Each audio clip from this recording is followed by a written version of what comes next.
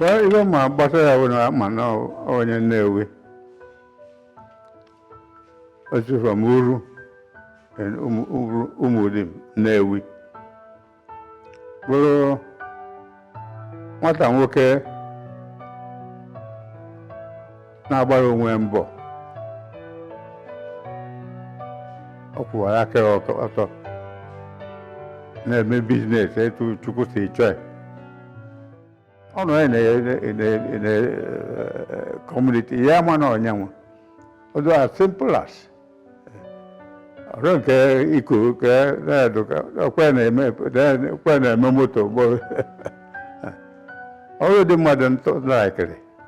O were ife ịtụnanya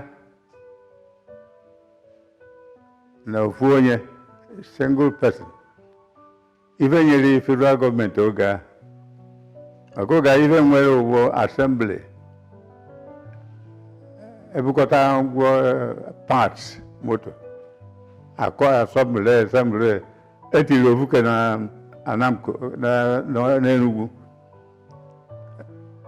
Anambra State Enugu Anambra State yes tinye ofu na Lagos I think Kaduna also. Yaka nwoke ma nwata bidogodu with this keke.